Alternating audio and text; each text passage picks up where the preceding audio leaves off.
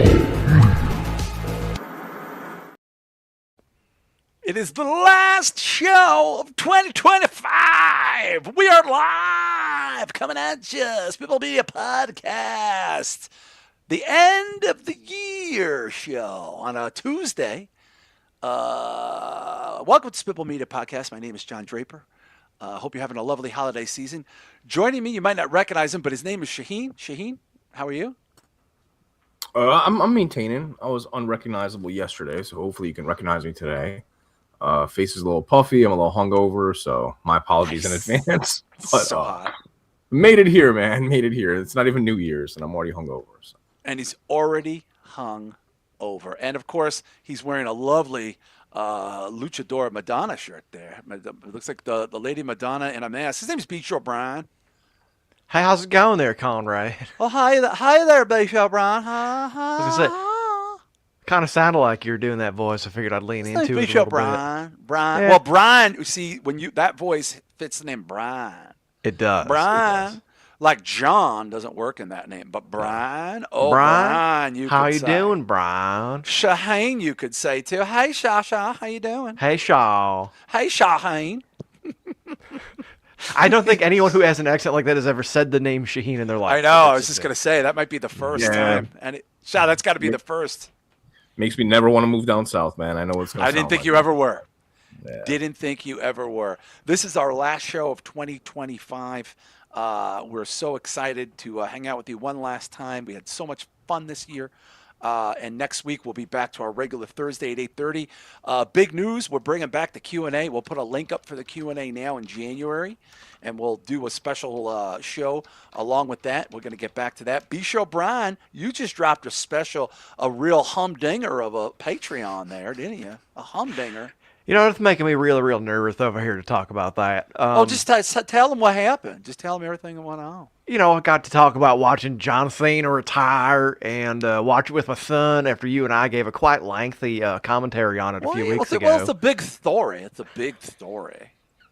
Can't ignore the story. That accent's infectious. I don't know why. It is. I want to do that accent. Like, that's one of my favorite accents was the Conrad voice. I don't know why I stopped doing it. Oh, I know why.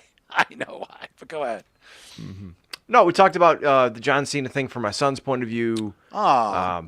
You know, just watching him react to it, and it actually made him a wrestling fan. Spoiler alert for the show. So yeah. It's a cool moment, dude, and I thank John Cena for that. And then just a little bit of Christmas talk back and forth about, you know, how the season used to be more compressed and it felt timely and like seasonal and it had a feeling to it, and now it's just like 2 months of stuff, and then by the time we get to Christmas, we're sick of it. Yeah. I feel like it went by fast. You know, Shah, do you feel like the holidays, like you get this big buildup and then it's just over? I don't know. I felt like the buildup wasn't there this year for some reason for me. This year was very weird for me personally because I feel like it just didn't. I didn't feel like Christmas at all, dude. Like I forgot it was Christmas. You know what I mean? I don't even really see much decorations going on. I don't see much like television specials. I don't know, man. It didn't feel like Christmas this year, really, to be honest with you. Yeah, that's the way it felt for me too. Like I went away on the 20th with my family, and we were in a nice, beautiful place in the Adirondacks. It was very secluded, so much snow. You could barely, you're on dirt roads covered in ice with no lights, and deer crossings, like giant herds of deer, and you can't hear anything. You don't see anything. And then we just started watching Christmas shit, and then it felt like we had this big bay window, and it felt like they had a little mini Christmas tree in there. But I felt like had I been home, like we came home, I didn't catch that Christmas vibe, B-Show. I just didn't catch it, even though it was nice to be off. Yeah, it's strange because a few people around here decorated the houses and stuff. As far as the TV shows and the specials, I think the networks are getting pretty hip to the fact that everyone's on streaming anyway, so it's kind of self-directed. Yeah. And that was kind of one of my peeves is that, you know, look, I'm a fan of people getting to enjoy shit for an extended period of time. If you're doing something that makes you happy in 2025, do it. Yeah. But it seemed like right after Halloween, they were putting the Christmas movies up on like Disney and Hulu and all this stuff. So that was one of the things I mentioned. Again, a preview for the show I did the other night. It was like by the time we got to like 4 days before Christmas, my kids were like, "We've watched all this shit like 2, 3 times already." I know. I was thinking Yeah. about that too. So I watched. I'll tell you. Was going to ask you guys what you watched. I watched Elf. I watched. We had a little bit of a Christmas story on. I watched a little bit of Christmas Vacation. The kids like Arthur Christmas. That's like their favorite. And then we also watched a little bit of The Grinch, and we watched The Holdovers. Our big thing is always The Holdover is always headlines in this house. That's the best holiday movie probably I've seen in a long time. And then for horror, I put on Christmas Bloody Christmas. Like that was my thing as I was getting the gifts under the tree and smoking a cigar. That's what I did. I put on Christmas Bloody Christmas. Did you watch anything, Shah? Christmas related, no. It's funny because I was gonna actually watch The Holdovers because I've never seen it before, Yeah, it's so good. and I put it in and I fell asleep the other day before even turning it on. So I almost watched the Holdovers, but other than that, man, I just watched pretty much. I watched The Descent that I haven't seen for like 15 years. Oh, it's such a good movie. It holds up probably too. I think that with the new transfer, it takes away from the movie because it's too clear. So it takes away from like that feeling that like I don't know, like I don't know. When I watched the original, man, it just seemed like it was darker. Like with this transfer, you can see a lot more, so it's less like claustrophobic, I feel like. But I watched Bugonia. Those are pretty much the only two movies that I watched. I want to talk about that a little bit. Okay, yeah, for sure. B-Show, did you watch it? What did you catch up with? I mean, holiday first, of course. Holiday first, man. I watched quite a bit. So with the kids, we watched. Obviously, I think my official favorite Christmas movie is now The Santa Claus with Tim Allen. We watched that too. I never saw that before. Yeah, we watched a little bit of the first one and some of the one with Martin Short, I guess. What did you think about the first one, being a dude from the coast and not someone out here in the Midwest? Seems a little dated now. It's very old. It's from '94. I mean, it's a very old movie. You know, I mean, in general, I know dated, but I think it's cute. You know, I see why it was so popular. You know what I mean? Like that was my take. The kids love it. Edie loves that movie.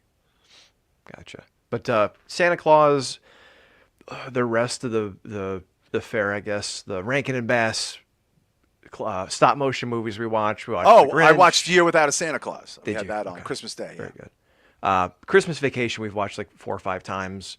So pretty much like anything that's on Hulu, Disney Plus, or Peacock, we checked out. Okay. Now what's weird? You said that you had the Christmas Story on. We did not. I think my son watched it. We did not watch it. A little bit of it. Has it endeared itself to you at all? Not even I find myself liking it less. I don't like the narration. The narrator's voice is very grating for an hour and 40 minutes. I can't. The Red Ryder shotgun. Yeah. Oh, there was nothing I wanted more. I was like, this sounds like a Saturday Night Live sketch. Hey, Bisho, people are saying now I see 2 streams vertical, I guess, or horizontal. That's horizontal.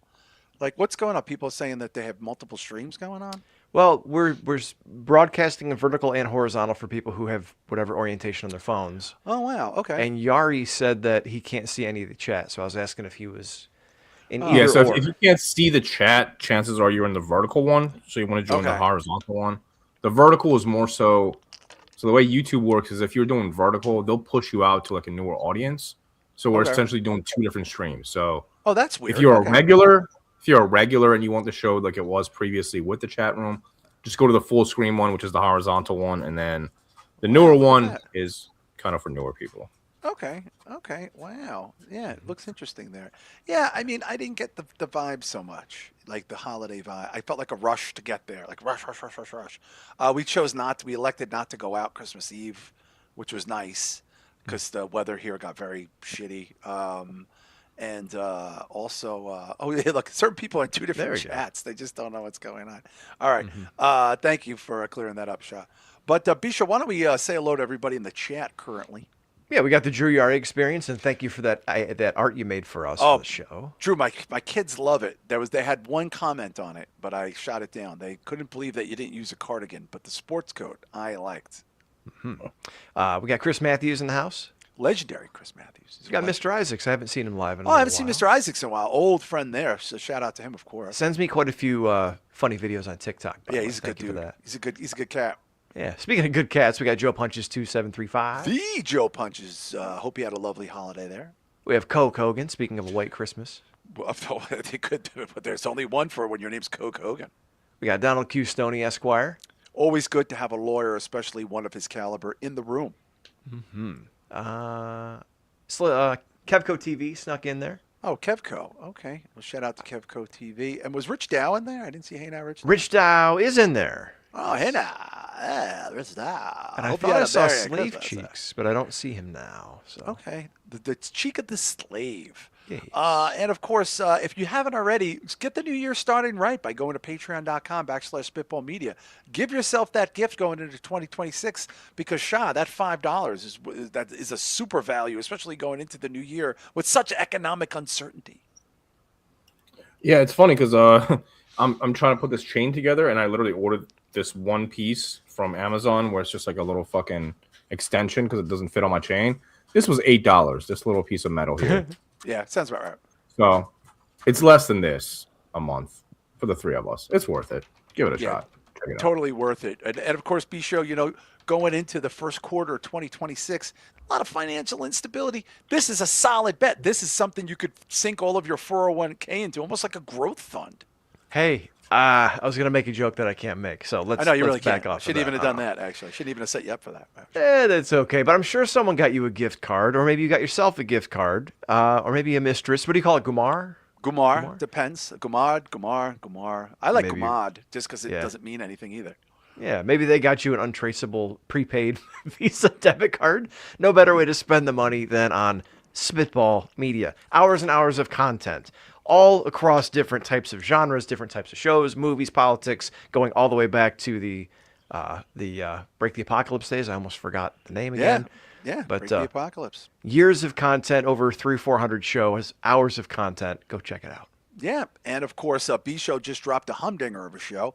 And I just was catching up on our good friends over at Necromaniacs. I had my brother Mike on the Patreon there. Mm-hmm. They just dropped their 666. Very interesting list. But I could tell you something. Shah, I want to make sure you were back to your seat. So I'm listening to Necromaniacs, and they always put us in the show, like at the beginning of the show with all their plugs and at the end. So my brother Mike opens the show by going, so I just want to point this out. Other podcasts are going to be counting Nosferatu in 2025. However, this podcast, because it was a proper 2020, they had a whole thing about explaining to people why they would never do that because it came out in 2024. They did like 5 minutes on us talking about it. It's hilarious. Dude, Shah, it was so funny. It was like a little bit of like a rib, but I was like, you motherfuckers, you spent like 6 minutes on telling people that if you go to Spitball Media Podcast, they're going to have Nosferatu on the list, but technically it shouldn't be there. I mean, it's a fair point. It's a fair point. Dude, they all agreed. They had a serious conversation. The other guys were like, yeah, actually, that's right. It was an actual theatrical release. We wouldn't do that here. Touche. I can't. Dude, it was so funny. It was so funny. It's funny to goof on like, never would I do that, but it's a valid point. They were dead ass. Like the other guy, the other Mike Hill and Jeff Cade there, they were 100 like, yeah, well, technically it was a theatrical release. And then my brother Mike was like, well, a lot of other podcasts do that. They did do that. And Mike was like, yeah, we're definitely not doing that. Like, what I mean? I was like, holy shit. They took a little, I was like, I loved it so much. I was walking the dog, dying. I was almost stopped in my tracks. I was going to give you both an audio message, be like, you need to listen to the beginning of the Necromaniacs. See, I didn't hear that. I was driving. Oh, they did it, dude. Because I heard, funny. I listened to the podcast, but I must have skipped past the plugs or something because I didn't catch that. It was it was a part of their whole plugs for their whole network. There's a whole network there of everything went black. So they went through Monday, we have this, Tuesday, we have this, and their show comes out on Thursday, but they put us in Friday for the public feed, so they put us in the Friday. And then immediately my brother Mike was like, I do want to point out, if you're going to listen to that, which you should definitely listen to their podcast, that you're going to hear Nosferatu on that list. And it shouldn't be there. I was like, holy shit. So me gently and friendly discrediting of our top 10. Oh, Emmanuel Rojas is in the building. Shout out to him. Dude, it was so Shah. It's so, but it's like, you're going to just laugh because they're not breaking kayfabe about it at all. They're totally like no selling that it shouldn't be on the list. Oh my God. It shouldn't be on either of your lists. I mean, listen, man. I can't even argue it because it probably shouldn't be on the list. It's just too funny. But if you haven't yet, please go back and check out that Necromaniacs podcast. It's very good. They do their 666. They actually do a streaming service of the year award. I was like, ooh, that's an interesting. I kind of like that idea a little bit. And then they do a bunch of runners up. and their lists were very interesting. They were all very different. My brother's was very interesting. Yeah. Yeah, right. I thought Mike Scandato's there. I would not have guessed that at all. Most of that. You know what really surprised me the most? Well, I don't want to say because I don't want to ruin it, but it's a movie. It's a movie that the three of us really were not impressed by at all, and it made Mike's like top 5 or whatever. And I'm like, wow, okay, just different strokes for different folks, man. Yeah. There was one thing. Yeah, I don't want to blow it up, but please check it out. And of course, shout out to them as well. But I thought tonight we would talk about other movies outside of that genre that we squeezed in under the year that we may have not mentioned going forward. Some of the better things that we saw, and my brother had a good point, Shah. He was talking about this was a year where it was not as strong as previous years, but where you missed a lot of shit. Like, in other words, there was shit that you thought would be good, but you didn't make an effort to see it for one reason or another. And I thought about that today, and I was like, even myself as an avid moviegoer, there's a lot of shit I did not see. Yeah, and throughout the year, I jotted down about a solid maybe like 40, 45 movies that I wanted to see based on the trailers that we watched. And I think I only got about half of them down. Now, granted, some of those I think are coming out next year. Yeah. But there was a decent amount that I feel like we missed out. Like I mentioned The Descent. There was another movie that came out this year called The Descent. The Wailing. Really? Like there was we watched the trailer. Oh, yeah, we watched the trailer for that. Yeah. Yeah. Descent. I think it's just called Descent or something instead of The Descent. Yeah, I think I could be wrong there. But as far as that goes. But yeah, B-Show, I think that Mike brought that point up early in that podcast, and it kind of resonated with me as I was listening to it today. Yeah, it's fantastic that like there are movies that we were so excited for 6 months ago, and they completely fell off our radar for whatever reason. And I'm seeing people's top 5s, top 10s. I don't think Chucky Larry did one yet. He might have already. I don't know if he did either. I follow him, so I'm not sure. But like, there's a guy Chuck on TikTok that I follow a little bit who has a cool channel. But like, there's people talking about these movies that like holy shit, I don't even know where to find them at this point. Like, we were seeing trailers and having stuff sent to us back in like March, April, anticipating movies coming out. I don't even know where to find half these fucking movies now if I wanted to watch them. Yeah, that's pretty funny too. Rich Dow was asked about Castle Rock. I did watch that first season of Castle Rock. I couldn't get into it. Then there's some people mentioning if they could merge the chats because they said there's more comedy in the vertical. I thought that was fun. There's more comedy in the vertical one. I'm working on it. That's too funny. But Shah, one movie I did want to bring up because we all saw it recently as it hit streaming, and it's from a director that you and I have mentioned many, many, many, many times. That I finally got to catch today is the movie Bugonia, starring Emma Stone, Jesse Plemons, oddly enough, Alicia Silverstone and Stavi Baby. I mean, if you would have told me, Shah, on paper that Yorgos Lanthimos a year ago was making a movie and these are the 4 principals, I would have pissed in my pants. Alicia Silverstone? Yeah, she's the mom in the movie, dude. I didn't recognize her either. Boom. Yep, look it up. Wow. That's Alicia Silverstone. Dude, I watched it with my neighbor and she thought it was Sharon Stone. Alicia Silverstone. Damn. Barely acts. Doesn't do much. But Shah, we're big fans of Yorgos Lanthimos. He's obviously had a very good run here. In his relationship with Emma Stone being a big part of that run. I want to get your take first as you are the premier sort of authority on his work. Yeah, I loved seeing Stravos in there because I wasn't expecting that. Yeah, and he was just Stavi. He was just Stavi. He didn't do anything. I think it's the Greek. I think it's the Greek connection. It has to be, bro. They're both like super Greek, like born in Greece. Yeah, so I was thinking I have a funny story about him doing the press circuit when he said when they offered the role to him, and he said, "Well, they know what I'm like. They know who I am. They're not expecting me to do anything else. So I think I'm just going to do me." And that's exactly what they wanted. Like he goes, he was like, because Yorgos, when he offered it to me, I'm like, well, he must know. Like Bisho, like he did no prep really for it. He just did him. Oh, it's pretty obvious. He's just being himself. He's the same character from Tires. He's the same as his stand-up. Exactly. It's the same thing. He's just that nervous kind of like, hey, dude, about what happened, like when I was your babysitter. It was kind of messed up. It's not. I think about you, but not in that weird way, Yeah. It was so great. Just like that back and forth, like come up to the edge of whatever, then back off. It's cool, man. It's cool. And, it's just Stavros. That's it, man. Yeah, and Shah, I want to point out there is a co-star in that movie who is a very high-functioning autistic person in real life, playing that character, the cousin. So this was a very odd cast. But Shah, I want to get your take on the film. We don't want to give too many plot points, obviously, but Yeah. It was a bit of a roller coaster, man, because I kept flip flopping between like the twist in the movie, and I'm like, yeah, is it or is it not? Like, what's happening here? I don't really know. I love the characters. I thought the dialogue was great, like the script. Like it was a fun movie. It was a very like good dark comedy, and I don't really usually like dark comedies. Like I don't find them like amusing at all. And I can't honestly say like I was laughing out loud at any point in this movie. But at least they got a smart. Stabby stuff. I was laughing at some of the Jesse Plemons stuff and the Stabby stuff for sure. Yeah, but it got a couple chuckles out of me, and I thought even Emma Stone, she was pretty clever in this. She's movie. Great, dude. She's fucking great. She was really fun. She's great. Yorgos definitely has a foot fetish. I'll tell you that. About 45 minutes of this movie was Emma Stone's feet. Yeah. So Quentin Tarantino, man, I don't you've been replaced. Step up your game, QT. Step up your game. Step it up, dude. You showed 5 minutes. This guy showed 45 minutes, man.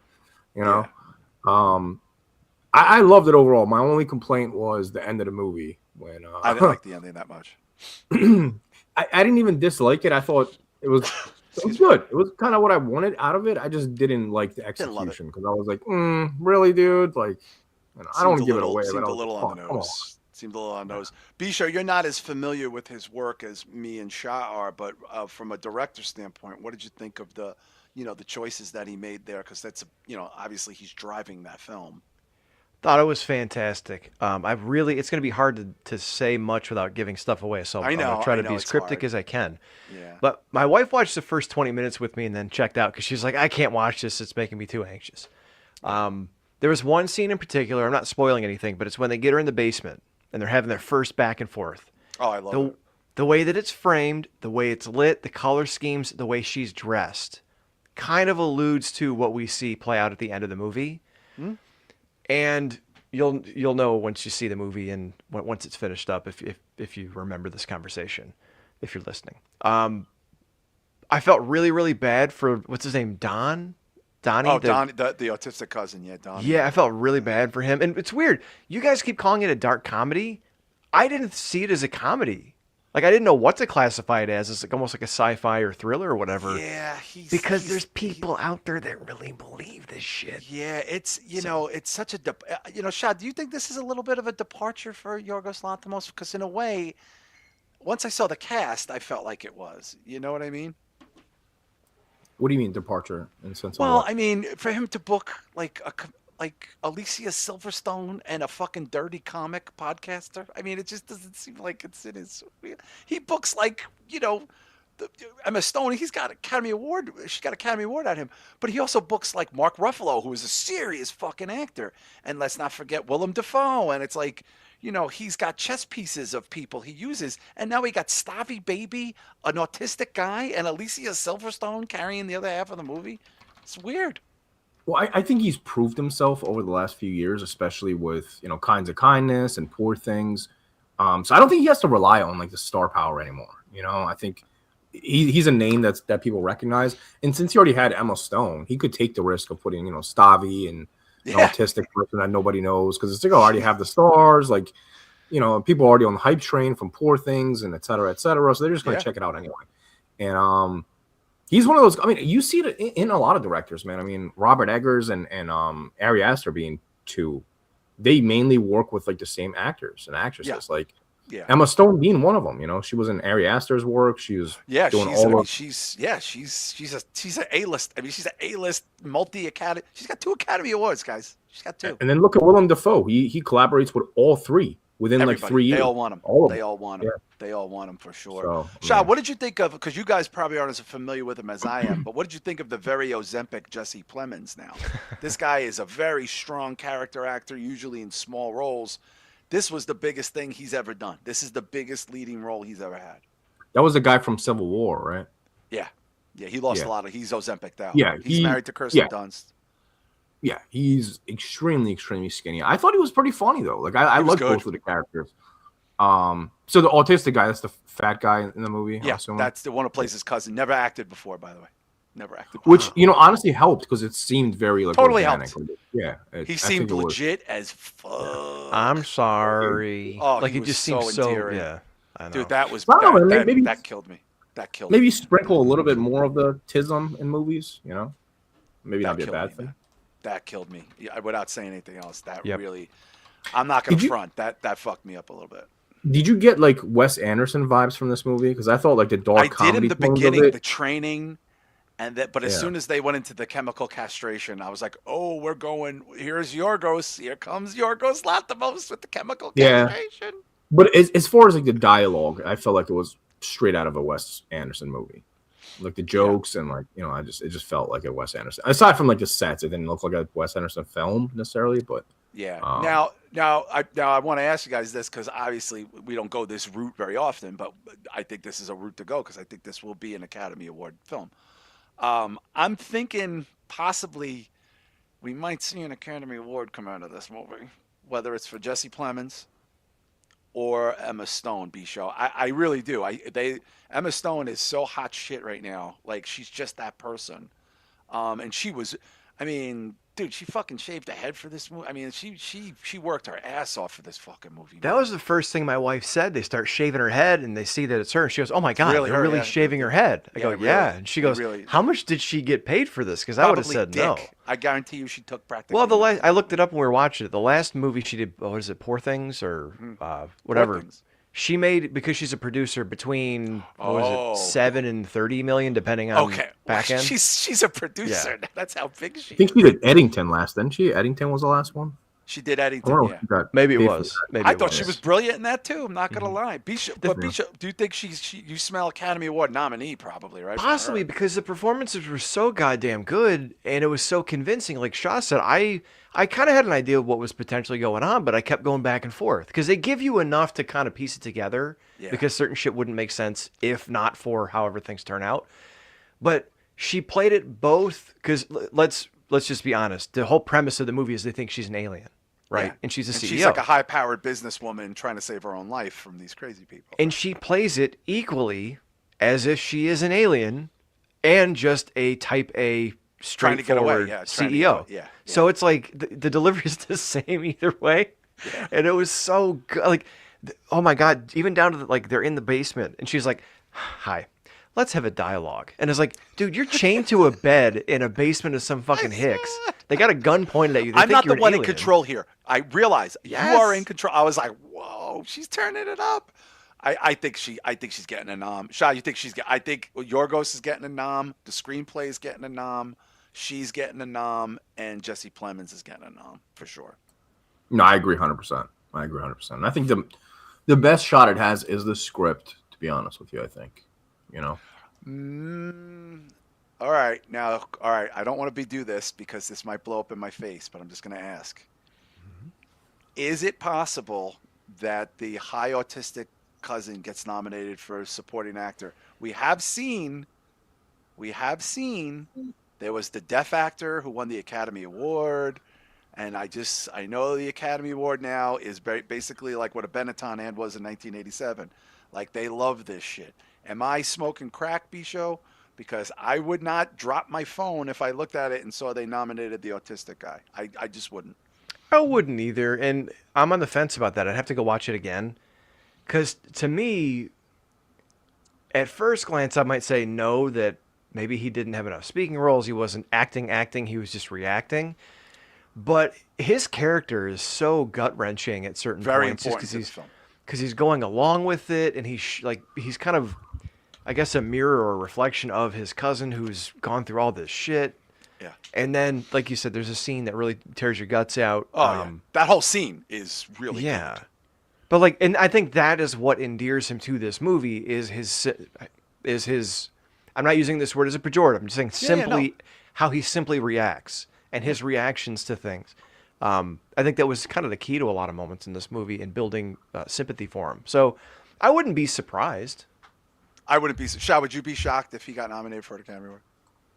Honestly, a little bit, yeah. I don't think he had a large enough part where it was like a standout performance or anything like that. Like it was good, but it wasn't like, I don't know.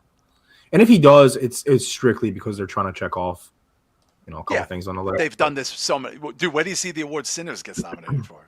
I mean, like they're gonna nominate the Vampire #3 with 2 lines as best support actor. Like they can't wait to just nominate everything. Bottle service vampire. Bottle service, yeah. They're the guy who gets stabbed in the back room. They're gonna give a special award to. So do I think it's gonna happen? Probably not. If I see it happen, I'm not gonna be that surprised. But I have to say, I am kind of rooting for this movie to get some nominations. But another movie I watched on Shah's request, which I actually enjoyed until the ending, was the very maligned Him, which is also streaming on Peacock. I enjoyed that up until maybe the last 15, 20 minutes. I think that movie got a bad rap. I think, honestly, I think people should watch it. It's not great, but it's certainly not terrible. And I will say, outside of some very obvious sort of mediocre things that are in the film, such as the music is just abhorrent. I can't believe how bad the music is in this movie. It's just terrible, terrifyingly bad. But also the ending is utterly ridiculously bad. The last 15 minutes is utterly stupid. They just went for every trope they could go for. But Shah, I did not hate this movie at all. Yeah, I didn't dislike it at all either. Did you thought Marlon Wayans was fucking? I thought it was great. I thought he was fucking great. I thought he was. Yeah, I predominantly loved him in there. I thought visually it was a good looking movie. Like the cinematography was good. I thought it looked good. My only issue was, again, same thing as yours, is kind of the ending. The ending just looked really silly. Cheap. Very cheap. Did you have a problem with the mascot costume being like the cult people? I was like, fuck. Yeah, it was still on, douchey. I mean, I thought the premise of how, like, when he got assaulted is very dumb. That you didn't need that in the movie. I thought there was a lot of like stereotypes in there that I thought were a little cheesy, and the music is so terrible. Like, I just wanted to stab myself with this constant mumble rap, god awful horse shit throughout the music. And I thought the lead kid wasn't that good either. I thought he just checked off a lot of boxes. He looked racially ambiguous, was in great shape. That's apparently all they wanted, because he was getting outacted by everyone in the room, in everything. I also thought, a lot of it was a little tropey. Like, it was just like, it's like, oh, the carbine is like being like on display. It's like, come on, dude. Like the slave trade. Yeah, the slave trade references. I'm just like, it's just so gross. And it may be like relevant, but it's also a hacky premise, because people who watch the combine sitting in their armchair at home make that joke. So, like, does that connection need to be made in a big studio movie like that? You know what I mean? Yeah, and also Bisha, did you see it? No, I didn't. It's a good watch. It's not a terrible watch.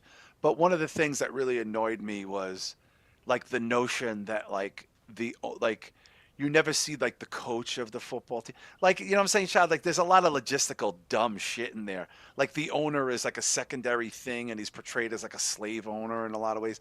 And I'm like, dude, this is not the way the NFL is now. If you put the NFL on now, this may have been a little bit better to make 10 years ago, when there was like maybe one black quarterback and before concussion protocols. Protocols, and I don't know if you've looked at coaching lately in the NFL, but it's not a lot of old white guys left. It's very, they've kind of moved away from that. So, you know what I'm saying, Shah? Like, and I don't even follow football, and I know these tropes are dated. Yeah, it was a bit of a reach. I thought, how do I say this without spoiling the movie? I know, but I think people should watch it for sure. Be sure, because it's really cool. It's made in a very cool way, as this very gripping color palette. But go ahead, Joe. I'm sorry. I like the portion where I guess they have an aspect of, like, there's a chosen one and how he is chosen. I like that aspect of it. Like, I thought that was kind of original. So it's got pros and cons, And honestly, I would say there's more pros than cons, but the cons are pretty damaging. Where it pretty much like ruins. Do you think the cons are what sunk the boat of this movie? Because I feel like people, this is a case, because this movie was maybe, honestly, Shah, this might be one of the most maligned films of the year. Honestly, like, it might be. I mean, dude, when we first watched the trailer, we all had the same. I was compelled. Yeah, we were like, oh man, I'm kind of blown away. I want to know what the fuck this is. Yeah. And then the reviews came out, and I mean, I walked into it. I kind of expected myself to like it, just because typically when movies get bad reviews, I tend to like it. Yeah, me too. Which I did like it, enough to buy I liked it it. fine. I purchased the movie, but it's not really something that, again, clearly didn't make my top 10. It didn't make my top 15, I believe, but No. it was okay. I would check it out. It's not something to rewatch over and over again, but it's a good one-time watch.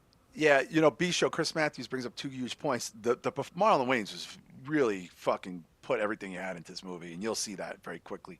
But also the concept versus execution, B Show, as we've kind of talked about quite a bit on this show, where we might embrace a concept and then question why was the execution not as strong as the concept. That's happened quite a bit, and I think trying to follow people in the industry a little bit more, I'm a little bit more sympathetic toward writers, because so many times writers will put a concept together or a script together, and it's a really strong idea, a really strong concept, and then through the process of this group filmmaking, it is by definition a horse made by committee, or a camel, basically. I'd be very curious to see what you think of this film, honestly, because also you're someone who played, full contact high school sports, and it's a precursor to this movie. It's a huge part of this movie, actually. It's a huge part of this movie. So that's why I wanted to. And it's only an hour and a half, mercifully, by the way, which is great.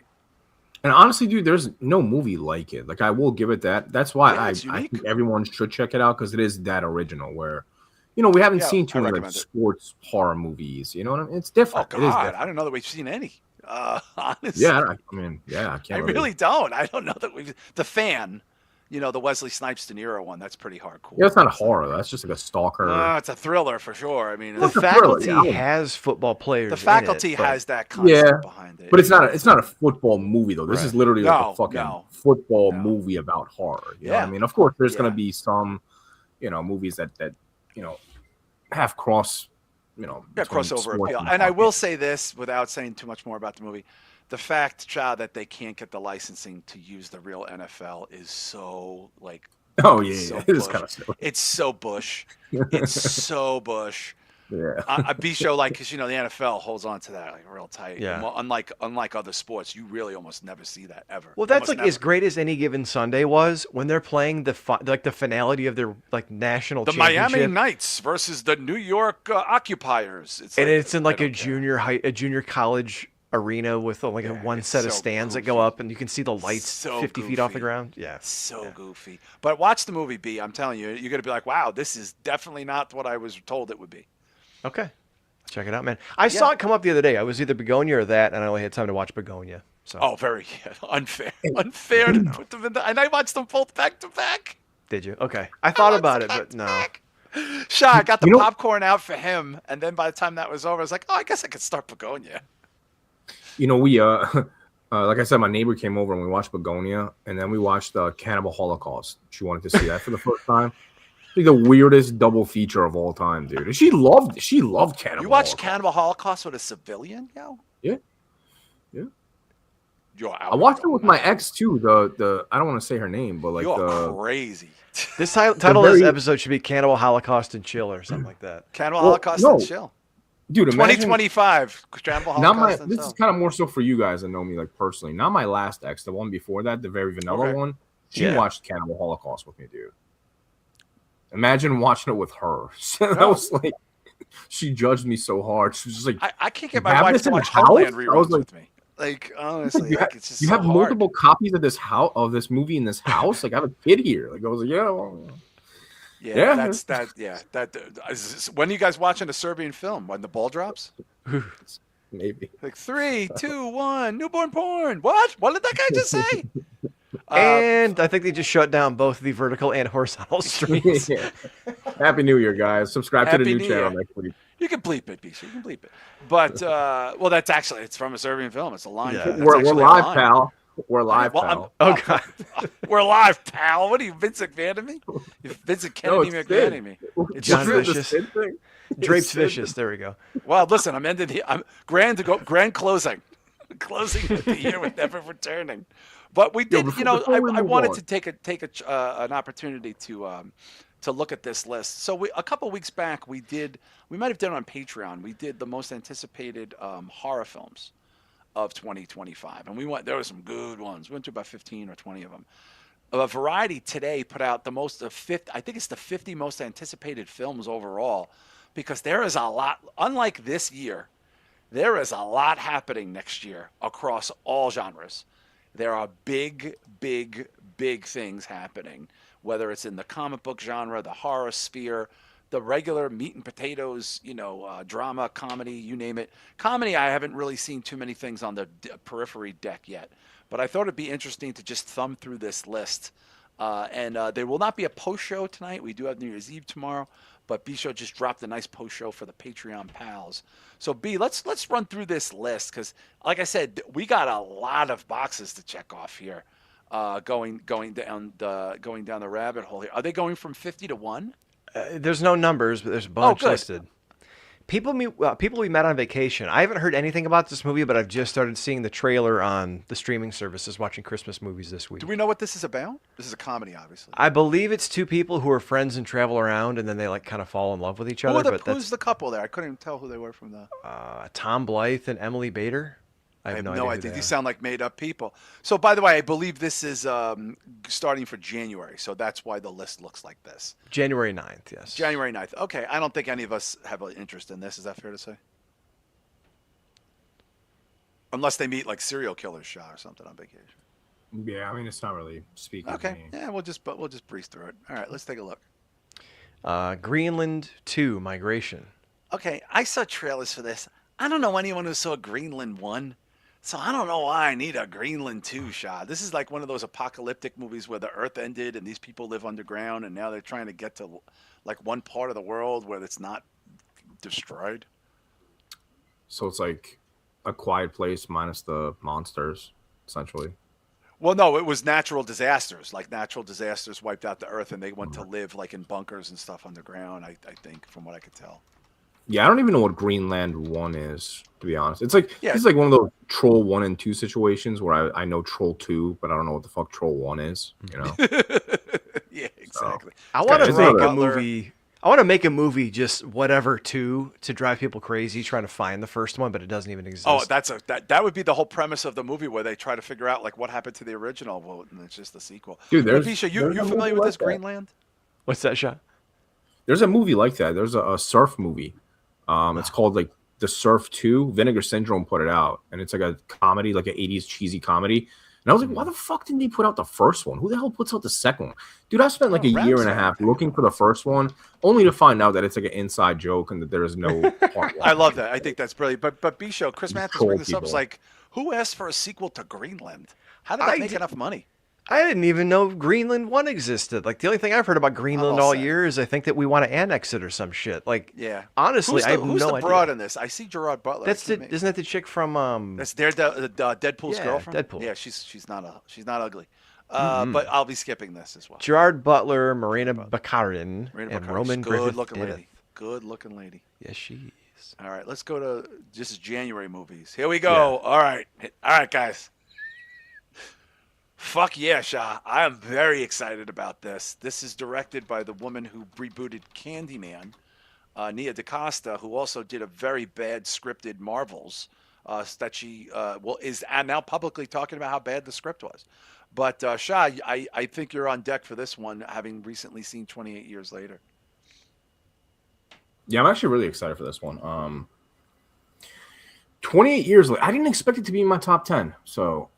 I'm anticipating this will hopefully be in my top 10 next year. And I will definitely watch this. Probably not in the theater, but I mean, I'm sure this will come to Netflix. I'm assuming since the last one did. But yeah, man, I'm looking forward to it, man. And the trailer looks really good. I'm down with the Bone Temple. That was like my favorite part of the first one. Yeah. So I'm excited for this one. B-Show, you got to get yourself into that 28 Years Later vibe, man. I do, and I got to go back and watch the other ones. But the interesting thing. Okay. Well, this is interesting because I don't remember if it was Mike Hill who said this or if it was the other co-host, and I forget his name. I apologize. Jeff, yes, who was talking about why Mike would like it, is because it's almost like a sword and sorcery type of movie more so than a zombie movie. Yeah. So that makes me want to watch it more, that it's almost like a feudal sword and sorcery kind of thing. Yeah, because they're so established now. Like that's what I think it is. But I'm excited for this, and it comes out fairly soon, so I'll be present. Might be the first movie I see in theaters in January. Nice. Moving on to The Moment. Who's in this? Based on an original idea by Charlie XCX, The Oh, Moment shows forget a it. rising I'm never pop watching star navigating the complexities of fame and industry pressure while preparing for her arena tour debut. No thanks. Shah, this is a big no thank you, right? Yeah, it sounds like an immediate no for me. Yeah. Starring Aiden Zamiri, stars include Charlie XCX, Kylie Jenner, Alexander Skarsgård, Why is he in that? Rosanna Arquette. What? She's probably playing a grandma. Such a or something. random cast. Yeah, I'm not touching this. That girl's mediocre, but she's good looking. Who cares?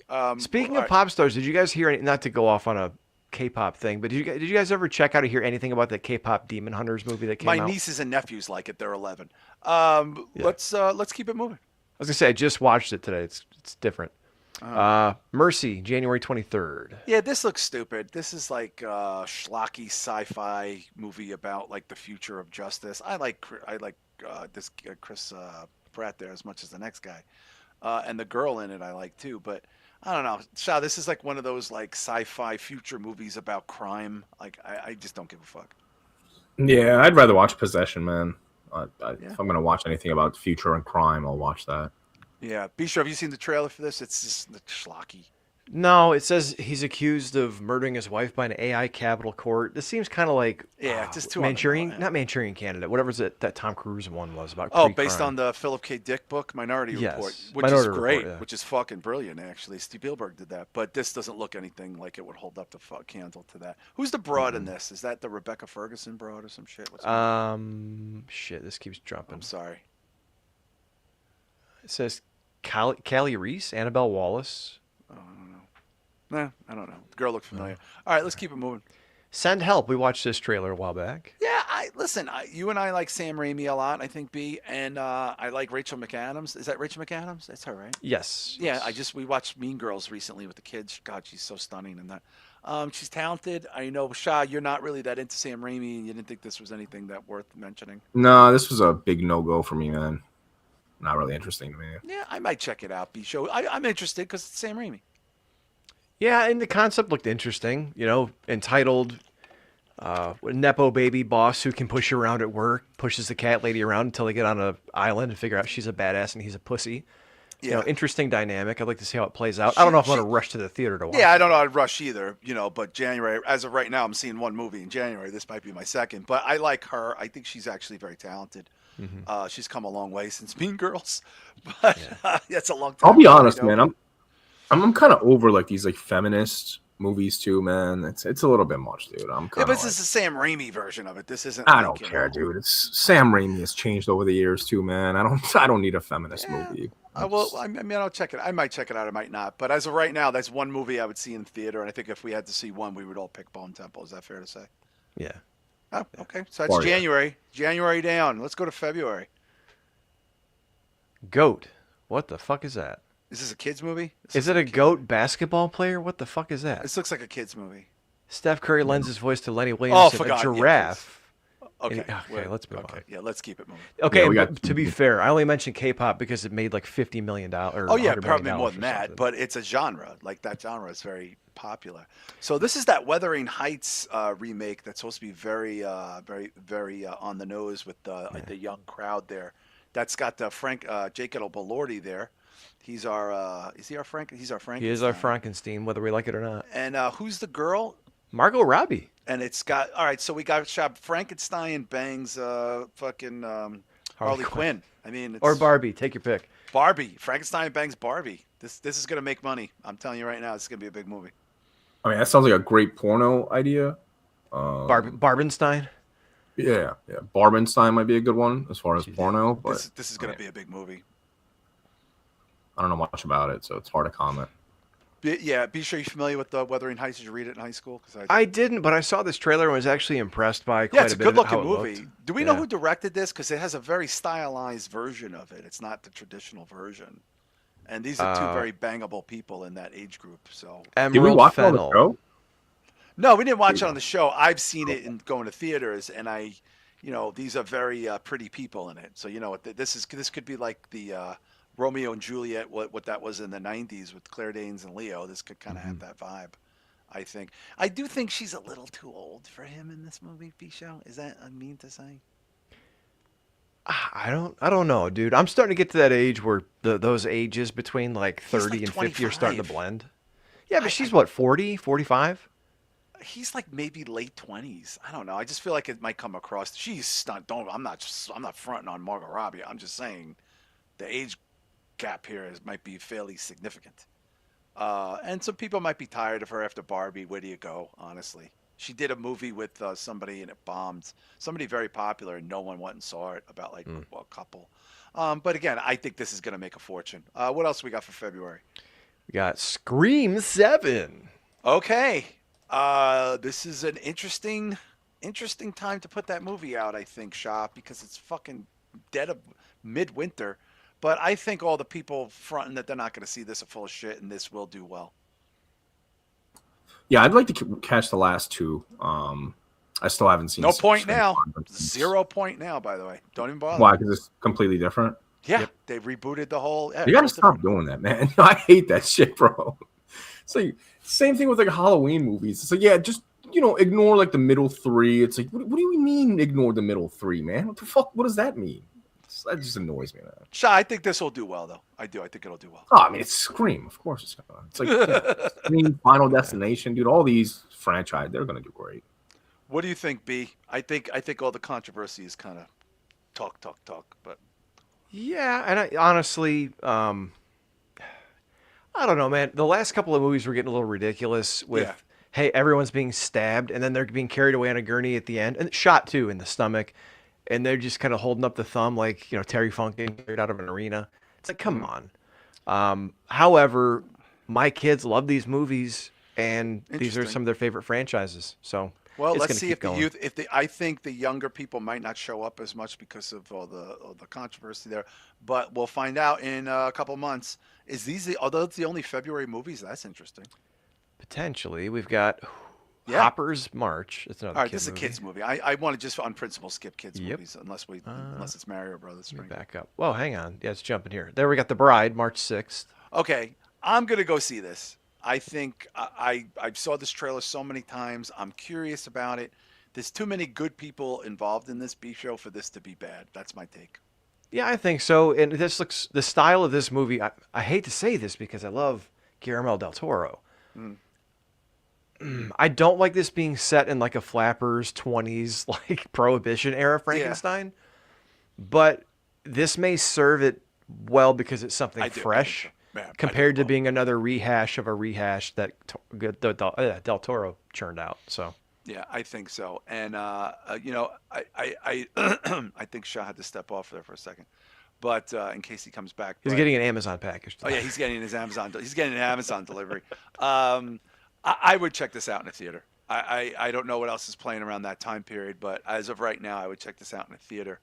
But I think Shah had said that he was like lukewarm on it when we talked about it previously. So let's keep this moving. What do we got there for March? All right, next up is Reminders of Him. This looks like a movie I would not watch. What is this about? Romantic drama. Definitely not. Micah Monroe stars as a woman who, after causing a Oh! car crash that kills her husband, goes to jail for 7 years. Oh, I take this back, maybe. After she's released, she hopes to rekindle a relationship with her daughter while trying to adapt to society and regain her family's trust. Okay, I might check this out because it's Micah Monroe, and I like her a lot, and I'm happy that she's got a big movie that she's starring in that doesn't involve horror there. It looks a little bleak. What do you think there, B show? Yeah, I like the premise, and I like her a lot. Yeah, I was going to she's say I like Whiskey Tango Micah Monroe, but those are not tattoos; those are flowers. great. But no, I would probably not going to run to the theater to see it, but it sounds like an No, interesting no. premise. Yeah, I bet you this gets decent to good reviews there, as far as that. Probably not goes. going to make any money, sadly. Yeah, well, it may not. Lainey Wilson is a very big country star, and she's a doll. She's a sweet pea. You guys Oh, see- she's in this. I didn't see that. Okay. Yeah, she is a sweet pea. She is a cutie, that girl. And she lost a shit ton. She Ozempic herself. She was the one with the big fat ass. She that was the looked one with the great, ass and that then had she its did the own Ozempic. congressman. It was so big, but she Ozempic'd herself into. She killed her gimmick, man. She did kill her gimmick, but she's super popular. She's got a cute voice, and she was on Yellowstone. She was so cute on that as like a chubby, like a little country singer. This is right before she got very famous. So I think having her in there is not going to hurt. Next up, Project Hail Mary. I think we covered this one. Yeah, this is going to be a big movie. This is going to be a big movie for IMAX. Gosling is a A-list big name. This is from the guy who did The Martian. This looks like a little PG-13y from my taste. I would never see it, but I expect this B show to be a very big movie. Yeah, I think so. I mean, he's a star. Concept is probably going to get some attention. I don't know if I'm interested in this at all. I don't remember Yeah, being that impressed. So yeah. Rams fan, there's two chats. There's a vertical and a horizontal. I'm sorry when you get here late. It probably looks like there's nobody here. Um, but Bisha, I expect this to be a big winter movie. I'm surprised they're putting that out in the March. They must want the box office for the studio. maybe, but it's also an Amazon MGM sci-fi, Amazon MGM film. So who knows if it's going to go to theaters or if it's Oh no, going it's to go 100% to. going to theaters. I've seen the Is trailer it? 6 times. Oh, Okay. 1000% going to theaters. Shah, you back yet? I don't think Shah's back. All right, when he's on camera, we'll know he's back. That's All okay. right, let's. And that was March. We got Correct. another March movie. March 20th. We got March 27th. Ready or Not 2. Here I Come. Yeah, big sleeper hit. Ready or Not was great. I enjoyed it. I saw it. I didn't see it in theaters. People really liked that girl there, that lead there. I'm not surprised that there's already a lot of buzz around this. This movie has a cult following. It does. It's one of those movies where I don't know if I'd lump it in with like Happy Death Day, but it's one of those almost It's better Blumhousey than type that. movies. Yeah, it's better. Yeah, no, First it's Happy Death yes. Day was great. Second one was ass. But Absolute it's ass. one of those movies that appeals like to the younger crowd. They tend to come out for this stuff, and Mm. Samara Weaving's great. So Yeah, she's cute. People really like her. And I expect this to do quite well. I really do. I think this is going to do well. This was actually willed into existence with online fandom. Like hmm. they demanded it, and the movie made money. So I hope it does well. That's good for the. It's horror adjacent. It is a part of the horror Hmm. genre for sure. Well, and plus, like, how many times when you were younger did you not see like the hardcore horror movies? You saw some of the tamer ones, and it kind of got you Yeah, into things too. We need yeah, those. yeah. This is like sort of like a mom, like a wine mom horror movie in a lot of ways. But younger people like it. They like her. Yeah, So we're going into April, I guess. Let's see. yeah. The drama. What is that? The story of my Jesus. life. Robert Pattinson and Zendaya, if I can avoid the jumping Oh, on I this saw a Variety trailer article. for this. This looks pretty good. Darkly comedic romantic thriller. Plot is elusive, but it follows a couple as they endure serious doubts and turmoil leading up to their Before wedding they get day. married. Yeah, I mean, you don't get two steamingly hot people like that in the industry and expect that movie to fail. It's an A24 movie, it looks Yeah, like. So, yeah. I saw the trailer when I saw an A24 movie. April 3rd. I haven't seen anything about it. So, They'll start promoting it in the new year. I mean, Pattinson is, big star. She is a big star. I think there's a little bit of age gap there that I don't know. Somebody's told me when some Rams fan I think said Margot Robbie's 35. I was yeah, like, she's only 35. I assumed she was because she's been around so long. I assumed she was way older than that. But Pattinson is definitely a lot older than Zendaya. Pattinson might be pushing the 40 there. I don't know. She's still like 20 something. Yeah. I like her a lot. I just really like her quite a bit. So I want that to do. I like her. I just find her very appealing. Yep. Next up is Super Mario Galaxy, April 3rd. Oh my God, this is gonna make $1 billion easily. Bisha, there's no chance I'm not seeing this in the fucking theaters. This movie looks awesome. I've already talked about the emotional connection with my son with this. Yeah, He yeah. is psyched to see this. And it looks like, I don't want to say they played it safe with the first one, but they stayed within a certain universe on the first one. Now it looks like they're expanding and going beyond. Yeah, So there's going to be yeah. more It looks characters so and more fun. places to I'm go. so excited. So I'm excited, man. Shah, is this one of your most anticipated films of the year? Absolutely, man. I was shocked at how much I loved the first one. Oh, so Like, fantastic. So I fucking fucking great. and Fucking and great. it's one of those movies, man. I feel like I'll never get tired of. Like, just make more of these because there's so many different directions they can go. Yoshi's World, and I really want a Donkey Kong one, man. That's what I I'm do. waiting for. I want a I Donkey demand Kong the one. Donkey Kong one for sure. This is going to make a fortune. I think all three of us will see this probably within the first week of it opening, for sure. This might be the first big movie we really fawn over in 2026. What comes out the week after this, B show? I'm very curious. Something is probably going to get hammered to death. Michael. Ooh, I don't know. What a terrible idea. Okay, this must be a bad movie. It comes out at the end of the month, so it's given this 3 or 4 weeks to Okay, run I on. was gonna say, okay. Shah, Mario will still be in theaters at the end of the month, and I don't know how I feel about this just yet. I mean, when we watched the trailer, it looked, from what I remember, it was hit or miss. Like there was cool portions of it, and there was portions where it was like kind of really cringy. I'm sure this is gonna do very well, and I don't think Super Mario is gonna have anything to do with this as far as its success. You're right. So, Yeah, it's 3 weeks. Yeah, I thought they put it out completely maybe the different week after, demographic. but Yeah, that's I true. mean, I mean, B-Show and Michael Jackson is like, he's eponymous, in a lot of ways with that name. So, like, I do think globally this will have a big impact. Wow, April could be a big box office month, B-Show. Yeah, I think so. And like Shah's point, different demographic. I remember when the Michael Jackson "This Is It" tour movie came out. Like a bunch of people in my family, we all went to see it together. Like cousins that love Wow. Michael Jackson, moms, aunts, and stuff. So I could see this definitely being.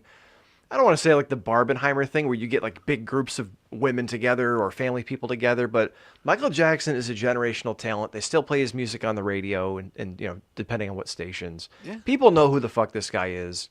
So, Yeah. whether young people are going to watch Mario shell out for it or not, there's going to definitely be a ton of people going to Well, see this. it could be a very big box office month for April. That's all I'm saying. Do we have another April film? Apex. What is that?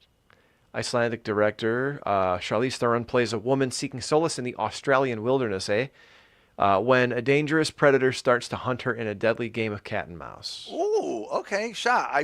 This intrigues me without seeing the trailer, but I'm on board premise wise.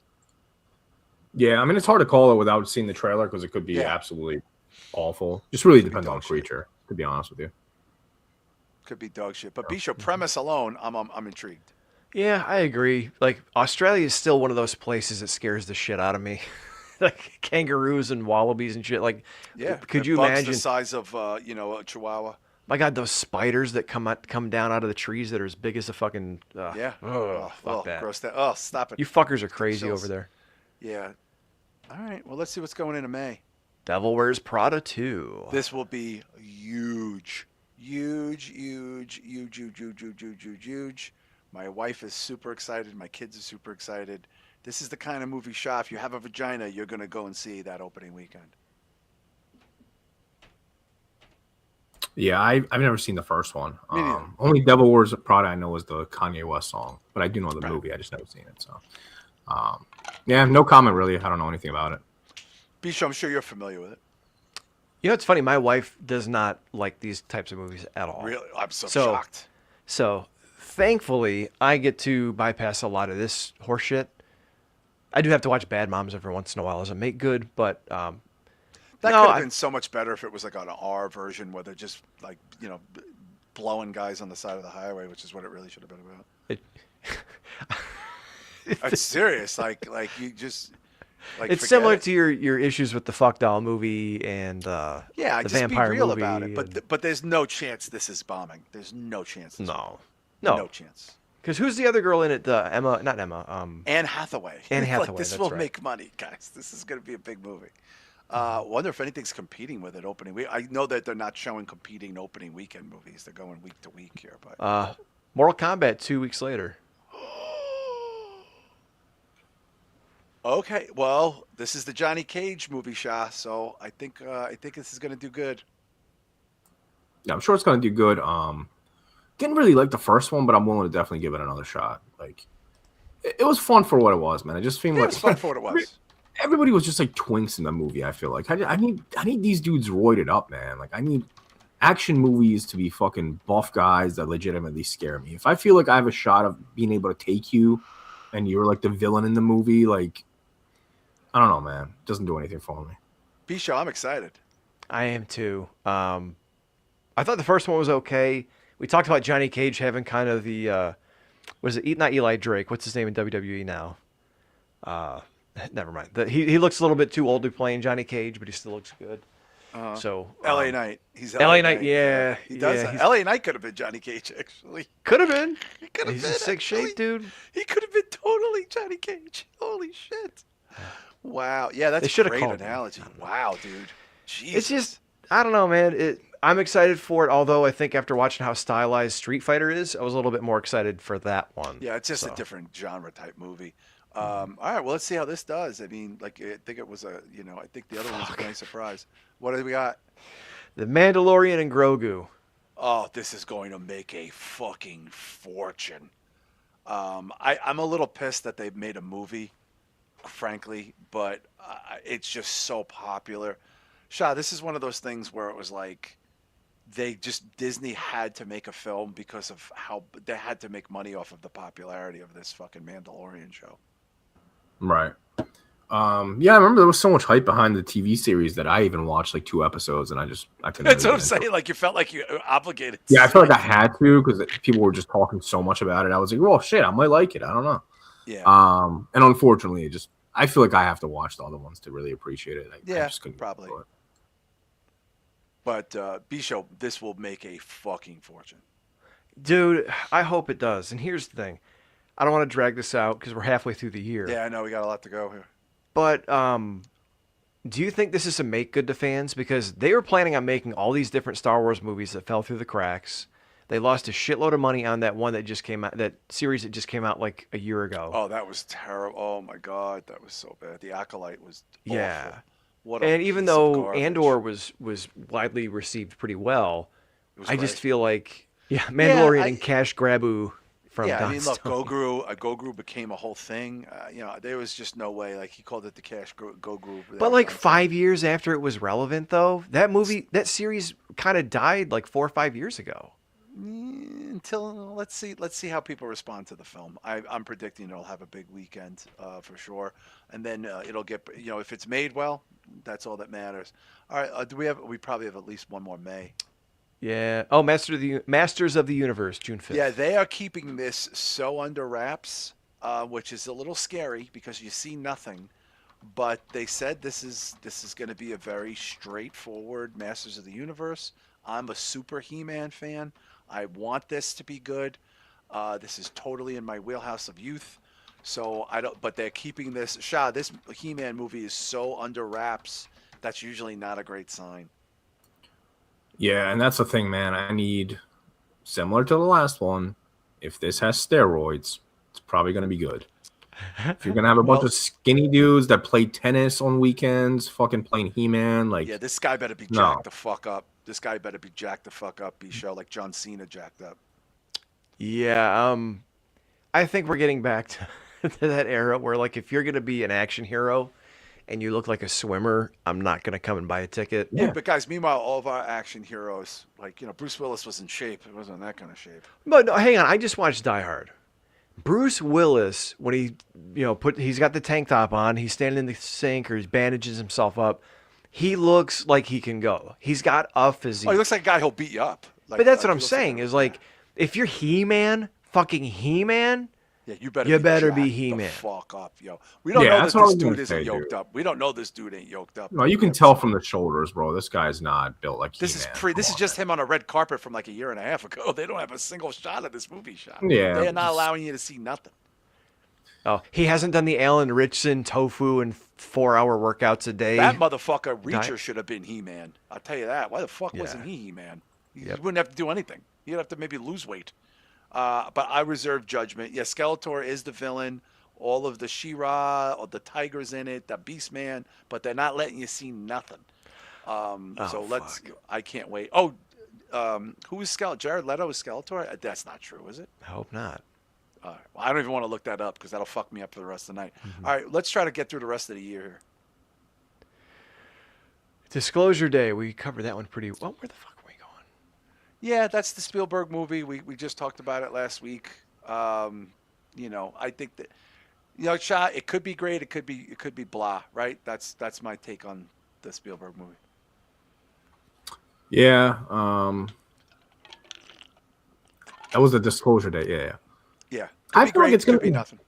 Yeah, it's like that it's like that Animals Attack movie that we just discussed, the creature one. Like I have to see the aliens. I don't know, man. It really depends on that. If it's gonna be some fucking robots, probably going If to be it's a a lot of no-go for just me. talking robots and then you don't see robots. Yeah. I just don't want like some AI agents as fucking like the All right. villains, you know? B-show, hit or miss on this one. What are you thinking? Disclosure Day. I mean, it's Spielberg, so I want to have faith, and it is sort of aliens. But like we said, we kind of picked up on the fact that it doesn't look like an alien Oh invasion. fuck, Jared Leto is goddamn Skeletor. I'm not going to be able to do the rest of the show. My brain is like shot now. I don't even know what I was thinking. This dude, Okay. everything he touches turns to poison. All right, Jared Leto is Skeletor. Is that worse or better news than the people not fucking the sex doll type of movie mistakes? it's on par. It's all Okay. parody to me. At least Jared Leto's done some movies I enjoy. I've never enjoyed a clothes-filled sex scene in my life. Okay. All right, let's keep it moving. I didn't know if you're serious about skipping this or finishing up next week. No, let's let's Scary Movie let's just do hit or 6. miss. I don't really. Scary Movie was funny in the '90s. Whatever. I don't know that we need another scary movie. Shot. What do you think? Oh, where'd Shah go? Sorry, I was on mute. I kind of want to check it out, depending on which movies they're making fun of. I'm sure Hereditary is gonna. I think Midsommar was in the poster. I think they are making fun of it in the poster. Yeah. Yeah. Long Legs So should probably be in there, but it's like, oh, whatever. Yeah. So I mean, I'm definitely gonna check it out eventually, but I can guarantee you, I'm not watching this in a movie theater. It's not like a Oh movie God, theater no! movie. But I think this might make money. Who knows? B-show, hit or miss. I think there's people who are going to go see it regardless. I think it's a sign that I hope isn't true in prophecy from a couple months back, where I said I think we're entering into like the comedy parody Frankenstein meets Abbott and Costello version of horror of this era. I hope it's not the case. I hope there's enough good horror coming out around that stuff, but I don't know. Who the fuck is asking for scary movie right now? I know. It just seems a little weird. And plus, you have people doing parodies of this on the internet and TikTok. So they're going to be competing with that. All right, let's keep it moving. We've got Toy Story 5. All right, there's just no way this isn't going to be one of the biggest movies of the year. I think that's all fair to say. We think this is going to be an extraordinary hit. Shot. Yeah, it's gonna make like $1 billion, dude. Billion, easy billion, maybe the highest grossing film of the year. I'll go on the Probably. record now. I say, as of now, this might be the highest grossing film of 2026. B-show?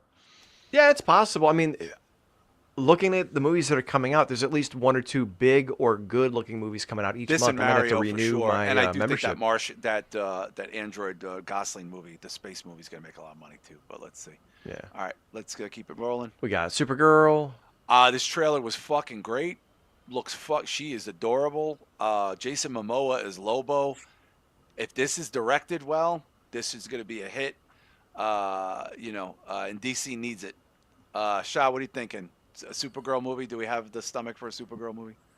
I don't even have it for Superman, let alone There you go. Supergirl. So, yeah. All right, that's the answer of the century right there. B-show. It's funny. You've been sending me stuff about comic books that are selling. I think comic books are making a comeback. I think Huge people are comeback. still tired of the superhero movies. So unless they're bringing in Downey and bringing in all these people, I don't know if Yeah, Supergirl's Momoa gonna as pull 'em in. Lobo though is a big fucking. It's like the spot-on casting that people have been waiting for forever. Yeah, But maybe. I think directing, it's got to got a good reviews in order to make some money. All right, let's keep it moving. Got Minions 3. All right, there's just no reason to discuss this. This is going to make a fortune. It's a Minions movie. They all make a lot of money. That's why they're making them. I seen one of them. I thought it was very cute. I can't imagine seeing a series of people talking like that, but Yeah. I'm not on medication. Be sure your kids like Minions. Yeah, my son does. My daughter, she grew out of that. She grew out of years it. ago. Yeah, well, that's the thing. There's always going to be new young kids, but that's at a great time of the July 4th week. That's going to make a fortune. Yep. We got Moana. Oh, Jesus Christ. Same deal. You could literally cut and paste. I don't know why they're putting these movies out so close together. Even though this looks CGI'd and AI'd to death, this is Moana. This is an institution. My children are obsessed with this movie, and now they're in their 20s. B-show, there's no way your kids ain't going to see this, right? Oh, no, they're going to want to see this Oh, for forget sure. opening weekend. This is going to make a fucking stinking... If it wasn't for Minions, this would have been a 4th of July hit. This might be the movie of the year for the Disney stuff. There's some big blockbusters, dude. We got like 3 or 4 certified blockbusters already. It feels like that COVID hangover is over. Like where the movies were delayed and not coming out and not being shot, and now there's fucking movie after they're not movie after fucking movie. around. Yeah, they're not fucking around. This is a big movie. This is gonna be huge. Moana live action. It could look like ass. It won't matter. Yep. God damn it, this thing keeps What's Get jumping. Off? What is that? Get Off. Cut Off. Cut Off. What is that? Jonah Hill directed, produced and will star. Oh, fuck. Focuses on grown-up children of wealthy parents who must learn to support themselves after they're cut off from family. Sounds a little out of touch, maybe. A little out of touch for me, Jonah Hill, but who also looks like he's Ozempic himself into an early grave. Yeah. Jonah, I think Jonah Hill should just get fat and do comedies again. What do you think? Yeah, I need action stars to get back on steroids and Jonah Hill to get back on bacon grease. He's got to get fat. He's got to get fat. Bacon grease. Start hitting up the Chinese buffet, Jonah. Right, yeah, show dude. like I have no interest in an adult middle-aged Jonah Hill weighing 120 pounds doing anything. Someone said this a long time ago. It was when Christian Finnegan, who was a comedian. He was funny when he was fat, and then he lost weight. And they're like, dude, you're not funny anymore. You got to be fat. You're only funny when you're fat. Same thing with Jonah Hill. Fat to skinny never works in comedy. It works in like porn, but not in real life, but not in comedy. All right, what else? The Odyssey. All right, next week for the show, we will be playing the real trailer that has come out. And Shah, I don't know if you've seen it, but hold on to your hat because this looks like an epic, pun intended, movie. Yeah, I haven't seen it at all, so I'll reserve my thoughts on it until we watch the trailer. But I mean, Christopher Nolan, Gladiator type of movie, Yeah. Look at that cast. Jesus, the Robert cast alone, Shah. Hathaway, Zendaya, Tom Holland. Jesus. Yeah. B-Show, I guarantee you this is going to be this is an Academy Award movie. Like this is going to be like the Big Willie Academy Award movie. For sure, and I'm seeing some people picking apart stuff for like images coming out of production, but yeah, I wouldn't do that now. I don't understand that because it's Christopher Nolan, not like we're on a first name basis. It's the Odyssey, and it's a story that unlike You don't know the whole Odyssey story. Homer wrote the Odyssey. He was under a lot of pressure. Oh, the sea was black. Unlike Frankenstein, which has been done to death, how many big budget theatrical versions of the Odyssey has there been? You can't do it unless it's a Christopher Nolan with a cast that is star from front to back. But we're going to watch that trailer next week. It'll be the first trailer we watch of the new year. It's fucking tremendous. All right. Next up, we got Superman: Brand New Day, or Spider-Man. Spider-Man. Yeah, I'm getting tired. So far 2026 is making $1 gajillion. Shah, so far there's like 8 certified blockbusters before the year starts. Yeah, to be honest with you, man, so far I've hated pretty much everything that's coming out. So, because it's all like either kids' movies or like these big time blockbusters, which I think we covered most of the movies that I would be into, all the horror ones. Yeah, I mean, we got to go way to go here, but there's so many blockbusters. Yeah. Yeah, and B-Show, this is a perfect time to put this movie out, middle of the summer. Yeah, but I mean, there probably isn't any better because everything's so crowded next year, and yeah. I don't know, man. I don't know if they're expecting people to have a lot of scratch to go to the movies or what, but yeah. By the looks of all the movies that got greenlit, maybe they think the economy is doing better. Tom Holland's going to have 2 movies, very different movies, playing at the same time in the summer. That's a pretty big deal for a young guy. All right, let's go to August. All right. Super Troopers 3. I never even saw the second one. Loved the first one, hated the second one. Cautiously optimistic for the third one. Shah, you a Super Troopers guy? I am. Love the original. Never seen the second one, but I would definitely watch like the second one and the third one. Second one's not that funny compared to the first one. First one's I can imagine. Yeah. Yeah, it's a dull. It's very dull. B-Show, you Super Troopers guy? Hell yeah, dude. Super Troopers the original was one of those movies like Grandma's Boy, where we didn't see it come out in theaters, but we just picked it up on VHS or DVD. And it had a whole new life. Yeah. Yep. Yeah, I did not see the second one, but I heard it was not very good. It's terrible. It's not a great movie, meow. All right, let's keep it moving. All right. Paw Patrol. Speaking of. Okay. This Paw is Patrol going to make a fortune. This is so popular. My youngest niece, my niece Josie, who's only 3. This is like her jam. I mean, Shah, this is like a little kid's dream. A lot of these movies this year. My God. Yeah. Yeah, man, it's Paw Patrol. So. It's Paw Patrol. I mean, I'm not gonna make fun of Paw Patrol. It's for literally like pre-K kids, Bisha, right? I mean, it's good. Yeah, my nephew Dylan loved it when he was like 4 and 5. He's kind of growing out of it now, but yeah, but this is gonna be a big deal. I'm sure my niece is gonna be excited. All right, let's keep it moving for August. Let's see what we got. Oh, here we go. Flowervale Street with Anne Hathaway. Oh, she is a fucking gorgeous woman. What is she in? What is she doing here? Let's see. Ewan McGregor, Oh, wow. Christian Convery, members of a family who start noticing odd things happening in their quiet 80s suburban neighborhood. J.J. Abrams serves as one of the film's producers alongside Mitchell Hannah Minghella. All right. Well, it's an '80s genre pick, B show, so it could be good. I got Anne Hathaway in it. I like Anne Hathaway, dude. I think she's like it pretty. I too. think she's a good actress. Shah, I like '80s themed movies when they come out in 2026. I do. I still want to watch Eileen. She was an Eileen from like 2 years ago. Oh, I didn't see that. Yeah, I heard good. that was good. You remember That that? was pretty good. Yeah, I didn't see it either. Fuck, I like her. I know. I think she's great. I like her a lot. She's got incredible like regular girl sex appeal that is like off the charts, man. My God. I agree. Oh, What did Rams fan call her earlier? Antith all away teeth, or dude? all She teeth away? is stunning. Yes. All right. What else we got? I would floss her teeth every night. Oh my God! Don't even get me started, dude. The Dog Stars. What is this? Ridley Scott as director, adaptation of Peter Heller's 2012 sci-fi novel. Huh. Jacob Elordi, Margaret Qualley, Oh. Josh Brolin, Guy Pearce, and Benedict Wong in a post-apocalyptic story of a survivor of a virus that wiped out humanity. Wow.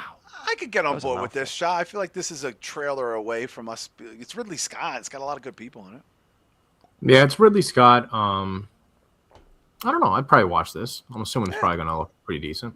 What about you, B? I I like usually it on like paper. post-apocalyptic movies too. You know what I mean? I As do long too. as I it's like post-apocalyptic movies. So Yeah, if the trailer looks pretty epic, I might go to the movies to see it. But this almost looks like a make a snack, grab a beer, sit back in the couch, and let it roll type of movie. Yeah. For me, And anyway. it might be. But It might yeah. very well be. Ridley Scott's 80-something, so I don't know how many more movies he's got in the tank. Sense and Sensibility. Who's starring in this? We need another Sense and Sensibility. God. Daisy Edgar Jones. She's cute. This is another period piece movie. We don't need to fucking talk about this shit. Clayface, September Wow. 11th. Woo. Okay, so let me tell you what I heard about this movie recently. This is 100% a horror movie, and they're going to market it, Shah, as a horror movie under the DC umbrella because they have a horror adult line called Vertigo, and that's how they're going to promote this fucking movie. and I'm down for this one, man. I mean, there's I think 2 comic book movies coming out that I'm intrigued by. One being Clayface, and the other one is like the what was that? The Plastic Man or the stretchy guy? Well, they haven't greenlit it. They haven't greenlit. This is Oh fuck! I thought no, Aronofsky's Oh. writing the script. That's what it is. fuck, I thought he had it already, man. I want to no, see. that would be I don't know incredible. for some reason, dude. The fact that Aronofsky is gonna be doing it just interests me so much. You know, it's just such a this weird could be project. great. This to could take be on. fucking great, by the way. This could be Yeah? fucking great. And B show, they're keeping this under wraps too. Notice they're showing a comic book, a cartoon picture. Yeah, dude, and I've heard different things, but I've heard rumors that it's heavily based off of the 2-part episode from Batman the Animated Yes, Series. that's what they're saying. Which, if that's the case, it's a great fucking story. And I actually He's still an go back and I actor, watch it every failed once in a actor while. who gets chemicals on him. It's dude. They said the transformation scenes are going to be like you've never seen shit like this. It's being marketed as body horror, DC umbrella. So I can't And by the way, close enough to Halloween to get a lot of buzz there. So we're getting into the Halloween kind of vibe possibly soon. So what do we got there? Practical Magic 2. I can't believe they made another one of these schlocky Hollywood movies with these 2 hags. Although they're both fine. I shouldn't call them hags, but I can't understand how they're greenlighting some of these movies. Yeah, at this age, man, I like Nicole Kidman doing like these like art I like house her. films. She's great. She's way better than Sandra Bullock as an actress. Yeah, Sandra Bullock. I mean, I don't even know if I like any movies from her. Has she done anything that's decent? That Birdhouse movie, though, Netflix a bunch of Yeah, I never times, seen it. everyone whipped Yeah, it no. out over the horror movie. That was great, but she got a little bit too much credit for that. I think she gets more credit just because she has that girl next door kind of attractive quality. And she People was really like alone in that category, B-show, for a while, but that was a long time ago. Yeah, that's true. Very true. But this will make money, though. There's a lot of vaginas that'll go see it. Variety. What is this? It's Josh Hart in it. Let's see. Wow, they don't even have stills for most of these movies. Like, they don't even know what the fuck they are. Star-studded cast includes Anne Hathaway as the titular Verity Crawford, Josh Hartnett as her husband Jeremy Crawford, Dakota Johnson as Lowen Ashley, Wow. a writer hired to complete a successful series written by Variety. Verity before a mysterious accident left her unable to complete them. That sounds vague as This fuck. sounds like Hollywood schlock. What do you say, Shah? Just Hollywood schlock. I'm just surprised how much work Anne Hathaway is getting next Yeah, year. I think A lot she of had some projects. kids or took some time off, and now she's like back to work. Well, she still looks good, so she's gonna be in a lot of films next year. But Bisho, this is like Hollywood dreck. Yeah, like I said, it's a type of movie that Josh Hartnett would do after turning down a I like sequel him. to a movie. Yeah, I like him too, but he's kind of pretentious wood. like that. He's very he, wood. He's very. He wooden. won't do sequels. He only does new stuff, and it's like, Yeah, okay, he's dude, wooden. fine. He's a wooden guy. Digger, October 2nd. Okay, they're keeping this under wraps too. This is supposedly a very interesting premise. Bisho. They showed a 30-second trailer where they showed you nothing for this movie. So, per IMDb, the most powerful man in the world, as he causes a disaster and embarks on a mission to prove that he's the savior of humanity. That's interesting. Yeah, it's a dark comedy though. I think it's Wow. a dark comedy. Okay. Yeah, yeah. I don't know. I mean, it's an interesting premise. Supposedly, this is going to be a pretty interesting film. The Social Reckoning. What is that? Aaron Sorkin. Oh, I like Aaron Sorkin. Let's see. Bill Burr's in this? Yeah, a lot of people are in it. Shit. How young engineer Francis Hogan and Wall Street reporter Jeff Horowitz blew the whistle on the platform's most guarded secret. This is the sequel to The Social Network, guys. That's what this Oh. is. One of my favorite modern films. Just absolutely brilliant. Mikey Madsen, Jeremy Allen White, Wow. Oh, wow. Jeremy Strong as Zuckerberg. I don't even know who that is. Jeremy Strong plays Mark Zuckerberg in this? Mm-hmm. Oh, this, you just bought my ticket for me. Shah, you a fan of The Social Network? It might be one of the best movies of the 21st century. No, it's a blind spot for me, man. Never seen it, bro. Oh, dude, you would I've heard it's fawn amazing, over though. this- I've heard it's dude, incredible. You wouldn't shut up about this movie if you watched it. No, yeah, I've heard it's incredible. Has every element you like: the acting, the pacing, the directing, the cinematography, the score. It is a phenomenon, bro. Maybe one of the best movies of the 21st century. Bicho, you never seen it either? I've seen about 30% of it in clips on TikTok. I've but seen no, it I've never 20 seen times. I could watch this movie. I'm super obsessed with this film. It is brilliant. David Fincher directs it. I'm super on board. This cast is amazing. These are some of the best people working today. I don't know. I don't know much about the premise, but I'm gonna go in cold, and I'm gonna go in very excited. All right. Oh, Digital Lizard, what's up, Shizzle? I haven't seen Digital Lizard in a while. I know. He just jumped in there. I haven't seen him in a while. Street Fighter, October 16th. Yeah, Bisha, I'm already seated for this, man. I'm totally Yeah, for into sure. this. I think we covered this pretty good a couple weeks ago. I'm excited for Mortal Kombat, but for different reasons because of the type of movie, the color palette choices, style, completely different ride. So, yeah. Yeah, and they gave us like a crazy trailer with some cool music, with like Wu-Tang music. So, I don't know. I think the cast might get people to see this. This has a lot of people in it. There's a lot of Bisho. We really got the controversy between the Team Vertical and the Team Horizontal going on here. Like, what's? I wish there was a way to unite everyone like the black and white cookie from Seinfeld, but We might have to have a civil war in the fucking chats just to keep this fucking rolling. But as far as that shit goes, but I think we would all be interested in this once we see a little bit more about the film. yeah. Whalefall? What is that? Lord, played by weapons actor Austin Abrams, ends up he's trapped in a the whale. junkie in Weapons. Oh. Ends up trapped in a whale and desperate to escape. Diver finds himself in a situation after attempting to retrieve the remains of his deceased father, What? who was Josh Brolin. Shah, you hearing this premise? No, I had to get some tea at Rejuvenate. There's a movie coming out with the dude who played the junkie in Doing Weapons. doing a 50 movie list, man. I had to get some tea, man. No, I hear. Struggle. So this dude gets trapped in a whale, and it's the kid from the junkie kid from Weapons movie. This looks I gotta see that a actually trailer sounds for this. amazing. Yo, are you kidding? This is real? B-Show, hell yeah, do I want to fucking check this out. Ever since I was a kid, I wanted to see an adaptation of Jonah and the Whale. And now we get something close to that. So, If this is done right, guys, this could be like one of the coolest movies of the year. it's like Castaway meets Jaws or something. And they're putting it out that close to Halloween. That's a sign. Next up, The Cat in the Hat. Another Cat in the Hat. Who's the Cat in the Hat now? Post Malone? Like who the fuck is doing the voice? I think it's an I have animated no movie. idea. But who's doing the voice? Bowen Yang is in it, but I don't know who the cat is. It doesn't say. It doesn't say who Oh, the Bill cat. Hader.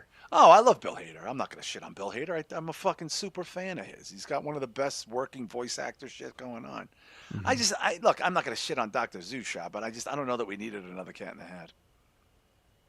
Yeah, I saw the one with Michael Myers, and I thought it was atrocious. So But the original, gotta OG, check that is out. fantastic. Well, yeah, the cartoons. I mean, yeah, the cartoons and the Amazing, books. amazing. I mean, yeah, those are incredible. But I thought the Grinch movie, the recent one, because this kind of looks like that. You know, that this looks like style the same type of animation. It's a weird. animation. It's Yeah, a very stylized version of and animation. I didn't like that Grinch movie, so probably not Yeah. going to check this out, to be honest But with you. Bisho, this is November, so this has like Christmas appeal in like a lot of ways. It does, and we'll probably end up maybe seeing it if my son's into it at the time. But I almost feel like, and I heard Disney is considering going back to hand-drawn animation for some movies. They I want did to hear about reinvigorate that too. Yeah, going I almost forward. feel like if you're doing the Cat in the Hat or these classic stories, I would rather see it in hand-drawn animation than Me 3D. too. Me too. Well, let's see. I mean, look, I don't know what the interest is, but we'll find out. It's a November release. Sorry. What? Bowen Young definitely playing a pussy. He's playing. That's great. Such a medium. Not. I wouldn't even call him a medium talent. That's how low Ooh. talent he is. Hunger Games: Sunrise on the Reaping. I still can't believe they're making these Hunger Games movies. I checked out of these after the fucking second one because it's not Battle Royal, but these things make money, Sean. You know what I mean? It's just they're gonna just keep making them. Yeah, I mean, we have Battle Royale, so Exactly. I don't ever need to see this. Bisho, have you ever seen Battle Royale? No, I don't Oh, think so. you gotta see it, dude. It's so fucking great. All right. John, have you ever seen the second one? Yes, I didn't like it that Is it? much. No. It's Yeah. okay. It just nothing's like the first one, dude. It's just like oh. Yeah, I haven't seen the second one. Legend of Aang: The Last Airbender. Yeah, this isn't like for us, but this will probably make a Yeah. lot of money. There's no getting around how popular these kind of things are, and it comes out in October, so that's a great time to put that movie out, I think. Focker-in-Law. Come on. Oh, dude, I'm down. I'm so I love down. I love Meet the Come Parents, on, man. dude. Please, I need love, more, man. I love Meet the Parents. Yes. I absolutely Shot. It's a great comedy. The first one, second one's okay. It's No, nowhere second near one's as good. funny too, dude. Meet Not the like the Fockers is first. great. Not like the first, dude. Not like. I the don't know, first. man. I like first and second. Third one is atrocious. There's I a third hated one? the third. Yeah, it was the Little Fockers. Little Yeah. Fockers. That was just. It was I couldn't so even. I bad. refused to. Dude, Yeah. So that they need to first one redeem was so themselves, great. man. They need to redeem Yeah. themselves, and I have hope, man. Maybe like the parents should die of COVID, and like that would be like an interesting Jesus. premise. Like I don't know. Damn. I say leave these movies alone. That first one was great. The other ones were dog shit. Second one wasn't dog shit. It Dude, had its moments, what? but the second one's not dog shit though. It's okay. You don't like the second one, dude? No, didn't like Second it. one was great. My favorite thing with the second one is where you think he had the half Latino kid or whatever because I don't know what they did to that kid to make him look like Ben Stiller, but that just killed me when I saw him on like with the posture and everything. I couldn't stop fucking laughing. But Little Fockers sucks ass. Yeah, Little all right, Fockers. It just yeah. sucks. It just blows donkey balls. What else we got? Hexed from Disney. Okay. Don't even know what that is. Don't know what that is. An but whatever. awkward teen as his magical Oh, powers boy. transform his life. Okay. It's a boy witch movie With a Next. type A mom. Next. Narnia. All right. I am a very big fan of The Lion, the Witch, and the Wardrobe. I want this to be good, Bisho, very badly. I am terrified of what this woman is doing to this fucking movie. And I like Yeah. her. I think she's actually a pretty brilliant filmmaker. I thought Barbie sucked, but I liked her prior to that. I never saw the original, never read the book. Oh, I've such a heard big that fan. she's like fucking around with the source material or something and people Yeah. don't like it. I don't know. Yeah. Like, why do people keep doing this? I don't get it. I don't get it. I don't know. And the I BBC think we've passed Narnia that was grace great, too. period. Yeah. I think we've passed that like mid 2010s grace period where, like Shah said, feminist movies and shit, it's kind of run its course. Just not a fan of this type of fucking with the formula type of stuff. Shah, you familiar with The Lion, the Witch, and the Wardrobe lore? No, honestly, man, I really like fantasy movies, but I'm weird with fantasy films. Like I like the 80s and 90s shitty ones. Mm. And once CGI kind of took over and now we have all these glossy, gorgeous looking fucking fantasy films, I'm just like I'm not into it. Like Harry Potter and Lord of the Rings, I'm sure they look Yeah. great. Yeah. It's just when the 90% of the movie is CGI and they have to CGI a fucking tree, I'm just like, yeah, dude, I'm checked out. I don't want to watch a video game. Mhm. Like if I want to watch a video game, I'll just play one. I don't want to Yeah, see that. Aslan is Jesus, and like, there's just no getting around that. That's literally what the premise. Because C.S. Lewis, he based the character on Jesus, but I'm sure in her, and maybe she's made him like fucking. I don't know what she's doing to Aslan, but I don't know. I'll hold thought until it comes out. I have no idea. Violent Night 2. I love Violent Night. I saw it around that time of year, a couple years ago. I enjoyed that movie. I thought it was fine for what it was. I'm glad they made a sequel. Shah, did you liked it, right? I saw it in the movie theater. Yeah, Yeah, like it the was a first one a fun lot. watch. It was a fun watch. Yeah, didn't see it this year, but I'm gonna put it I back in know I should have rotation. watched it. Yeah, B Show, did you see it? I always forget. So I don't know if I mentioned it on my bonus show or not. This movie has become a staple with my family. I Yeah, showed Violet it. wanted to watch it.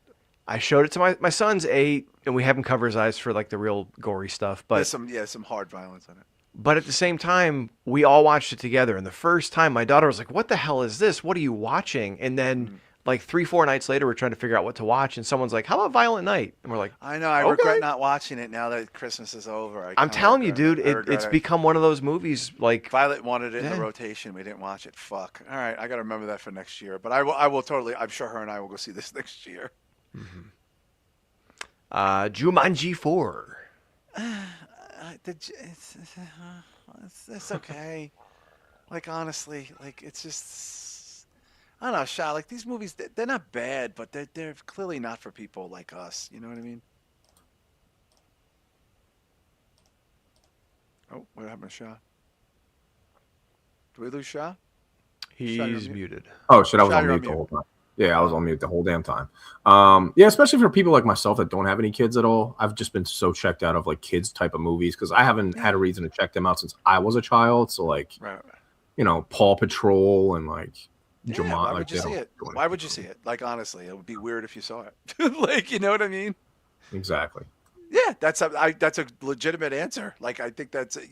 But B Show, like I'm sure this is a movie like your kid might want to see, that kind of thing. They'll probably want to go and see. It's not going to be anything amazing. And to be fair, the first Rock Jumanji remake was fine. Yeah, it was I fine. just, other than the search for new money or more money, I Yeah, don't it's understand the just rehash of this I don't stuff. get it So either. All right, what are we closing the year out for next year with? Let's see. we got Avengers Doomsday. Oh, they're putting that out in December? That's Yeah. very weird. That's very un-Marvel to let the whole summer go. Shah, this is a very strange strategy for Marvel to put this out at Christmas time, don't you think?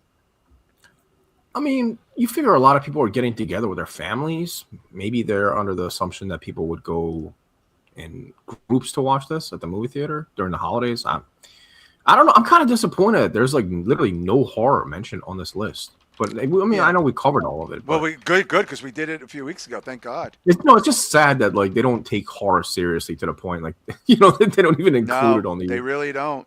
They really don't. But We had Scream. That's it, right? Scream. yeah, I think. Scream because it's a Yeah, that was franchise, it. and some other weird like sci-fi-ish type things. B Show, this is a strange strategy for me. I really don't know how I feel about this. Yeah, I don't know if they thought they were going to get hammered by movies like Mario or the Yeah, Disney ones coming yeah, out. yeah. That's what I think it was. Yeah. But if you're going to take this chance on bringing back Hemsworth and RDJ and whoever else is The coming X back. Men. There's a fucking whole X Men contingent in With this. Cyclops, I think. Was that the clip someone Yeah. leaked of Cyclops? Like, Yeah, which looks like it's taken right from X Men '97. But yeah, I which is the point. honestly think if you're going to take that chance, why would you do it in December? I think they just think they're gonna knock everybody's brains in for the holidays. They're just Yeah. gonna beat. There is, no, I mean, Shah. Even though you are so anti-comic, you are going to see major box office from this movie, like epic box office from this movie. Yeah, I'm honestly expecting this to be probably the biggest movie of the year. right? Like, I think Toy Story will make more money, personally. think so? Yeah, I still think Toy Story is going to make the most. Or Moana. Moana and Toy Story and this will be in the conversation for sure. Or Super Mario. Mario. Yeah. I think we just named the top 5 fucking films of 2026 box office at the very least, B-Show. And then Zelda, Legend of Zelda comes out in 2027, I think. So we're already stacking those up, 2027. man. Is this the last movie that they're putting on this list or no? Dune Part 3. Oh, interesting. Oh, same day too. Yeah. That's right. Dude, They they're announced putting it out the the studios. same day. Yes, they just talked about it this week. The studio said they will not move the movie. This is a terrible idea for the studio for Dune, Shah. This is a terrible idea. Do you think people might make this like a spectacle, like Barbie and Oppenheimer? Yes. Yes. Because I mean, I can see this being a double feature. Yeah, because like everybody's at home for the holidays. Hey, let's all go to the movie and watch Dune and fucking Guardians of the Galaxy, whatever the fuck it is. Wow. I mean, I don't think Dune is going to tank B-Show, but I just think this is a balls strategy on both studios. I question it, but whatever. This is a game of chicken. I don't think Warner Brothers can win unless they bank on people doing the double feature. And to be fair, I don't know who's going to be who's going to have the appetite for like a 7-hour double feature. Think about how long these movies are now with the previews and timing and shit, man. It's a 3-hour commitment. That's a lot. Is there another movie after this? I want to try to wrap this up. Okay. Angry Birds 3. Oh, for God's sakes. No one gives a shit. Go fuck yourself. Werewolf. Werewolf. Yes. We close the year. Look at this, Christmas Day. Wow. Robert Eggers' Werewolf movie comes out Christmas Day. Shah. Crazy. Why does he keep doing this? He did this with Nosferatu. He don't give a fuck. I don't know. No, but like the Christmas Day release, like why? Yeah. I don't understand it. I don't understand. It's very either. weird. Somebody's got to put him on a carpet for this, I think, B-Show, because it's a strange strategy for a serious period. And this is going to have like its even own language in it, for Christ's sakes. And we're not even going to be able to review it until 2027, which is going to piss off the Necromaniacs. I know. Necromaniacs has already taken a shot. This is crazy. Well, I will say this. Unlike 2025, I think 2026 is going to be a box office record year, possibly of all time. There's a lot of schlock here. But there's things obviously that we are going to be very invested in. I think Shah going forward, and I think it's going to be an interesting 2026 for the theaters. Yeah, I think there's going to be a lot of good indie movies coming out next year too, and then combined with all these blockbusters, there's going to be no shortage of new films to check out next year. I can tell you that. So, and keep in mind, we're not even talking about like the exclusives that are coming out to Prime. Oh yeah, we didn't do indie, we didn't do fucking horror. I mean, you could have done 100 of this, right? B-Show. I mean, we would have been here till fucking New Year's. You know, it's funny. People have been saying for years that cinema's dying, but we just saw a dozen potential like $100 million movies. We have 4 to 5 movies, at least 4 movies that are guaranteed to make $1 billion. 4. Yep. I don't know that we had any this year. I don't know that we had any this year. I really don't. I don't know that we had any that made $1 billion. I don't think we did. And that's not due to the talent. It's just a different vibe. Yeah. But what an interesting year in cinema. Shah, do you want to leave anybody with a nice end of the year message as we go into 2026, going back to the Q&A and such? Yeah, I don't know about you guys, man. In 2026, I plan on starting to use condoms again since I'm single. So. What I got going on for next year? I don't know how I'm topping that, but I'm going next year, so I'm just throwing it out there, man. Chase your dreams, man. I'm back in new vag again. Chase your dreams. And I'm going to using condoms again. 2026. So, Lord, probably going to be doing a lot of smashing next year. A lot of questions. Shah, this was not the wrap it up I had in mind, by the way. Hey, man, we wrapped it up in a different way, man. Shah wrapped it up in the only way he knows how. B-Show. Absolutely. Yeah, I haven't used a condom in fucking, I don't know, 20 We're years, talking to 2 long-term married people. We have about 30 years of marriage between us. I don't know why you're even bothering. If you're more worried about protecting yourself from having kids, just go get the surgery and get it snipped. If it's about protecting you from something toxic, then I get you. No, it's because I've been drinking more. I've noticed, and I black out a lot, and I'm making your pull-out game is bad. No, it's not even that. I just anticipate more. I can't believe this. No, I'm just being honest. I just anticipate more like fuck is going toxic on? one night stands next year. So I'm like, yo, man, We I get don't it. really want to get burpees or like Works 40. 100% of the time, 60% of the time. Yeah, Oh, yeah. So pull-out next game is year strong. we're gonna be on condoms and what is Oh, it, Blue Shah, Chew. this is the So Blue greatest. This Chews is and the greatest. condoms for me next year. I don't know what you guys are doing next year, but figure it out. And I hope you have a good new year. Spitball man. Wow. B show. I'm sorry to put you on the spot after that, but go ahead.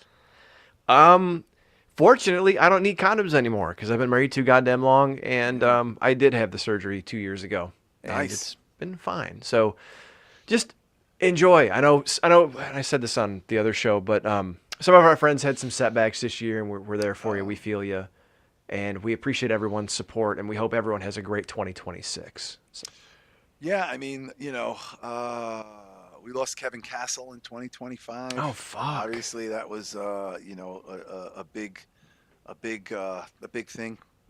I just spread his ashes recently in the Adirondack Mountains, which just literally like a week ago, a week ago to the day, I'll practically I did that. But I just lost my godmother. I just went and had to pay respects to her. She was pretty amazing.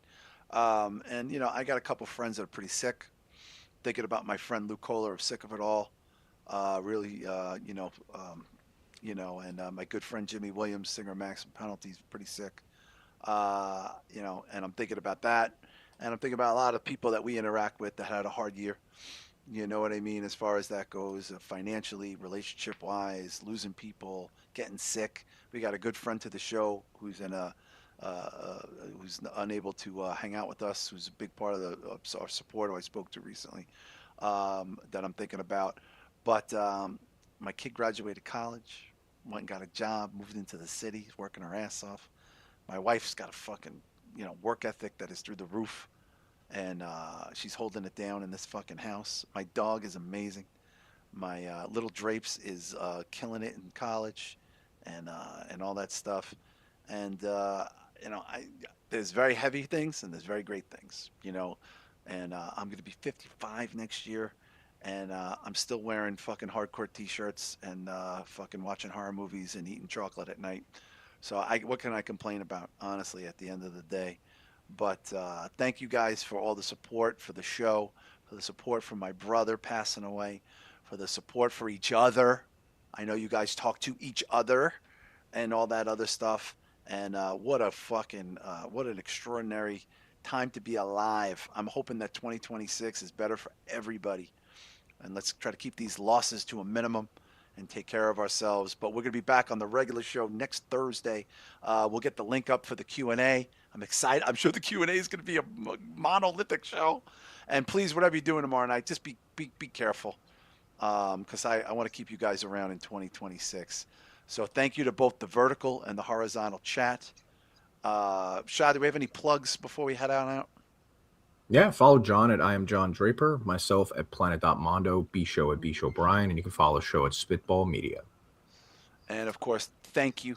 Hope you guys have a great night tomorrow night, and we'll see you next week in 2026. Spitball Media. Be safe.